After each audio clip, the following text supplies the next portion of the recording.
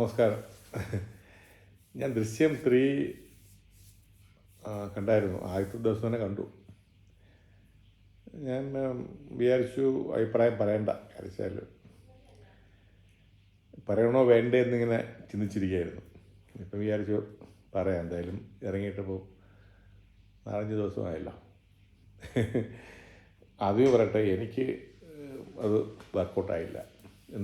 എനിക്കെന്തോ ചിലപ്പോൾ എൻ്റെ ഒരു കുഴപ്പമായിരിക്കാം, എൻ്റെ ഒരു പ്രേക്ഷകന് ചിലപ്പോൾ ഇഷ്ടപ്പെടാത്തതായിരിക്കാം. പക്ഷേ എനിക്ക് ഒട്ടും വർക്കൗട്ടായില്ല. ഫസ്റ്റ് ഹാഫ് വളരെ ബോറിംഗ് ആയിരുന്നു. ഒരു സീരിയൽ കണ്ട പോലെ കാണാൻ പറ്റുന്ന പോലെ തോന്നി. സെക്കൻഡ് ഹാഫിൻ്റെ അവസാനം ഒരു 10-15 മിനിറ്റ് എന്തോ ടിസ്റ്റൊക്കെ കൊണ്ടുവന്ന് പറയല് എന്തിനോ വേണ്ട തിളക്കണ സാമ്പാർ എന്ന് പറഞ്ഞ പോലെ ഒരു സിനിമ.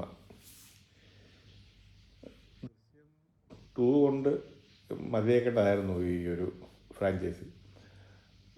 പക്ഷേ ഇത് ഒട്ടും വർക്കൗട്ടായില്ല കേട്ടോ. പിന്നെ പറഞ്ഞില്ല, ആ ഒരു മോഹൻലാലിൻ്റെ ആ ഒരു അഭിനയത്തിൻ്റെ ഒരു അയാളുടെ കുറച്ച് ഇമോഷൻസ് നമുക്ക് വർക്കാവുന്നതുകൊണ്ടുമാണ് ഈ സിനിമ ഇത്രയെങ്കിലും എനിക്ക് തോന്നുന്നു പ്രേക്ഷകർ ഇഷ്ടപ്പെടുന്നത്. പക്ക പൈസയ്ക്ക് വേണ്ടി മാത്രം ഉണ്ടാക്കിയ ഒരു സിനിമ, അല്ലാതെ നത്തിങ് ഇൻ ദാറ്റ്. വർക്കൗട്ടായില്ല കേട്ടോ. ഇപ്പം ഞാൻ ഈ അഭിപ്രായം പറഞ്ഞതുകൊണ്ടൊന്നും ഈ സ്ഥിതിക്കൊന്നും സംഭവിക്കാൻ പോകുന്നില്ല. പക്ഷേ നമ്മൾ പൈസ കൊടുത്ത് സിനിമ കാണുമ്പോൾ നമുക്ക് നമ്മുടെ അഭിപ്രായം പറയാമല്ലോ. ഒട്ടും പോരാ സിനിമ.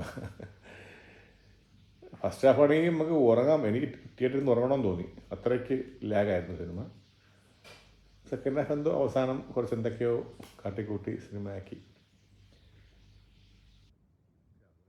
കോട്ടിലുണ്ടായി കാണും.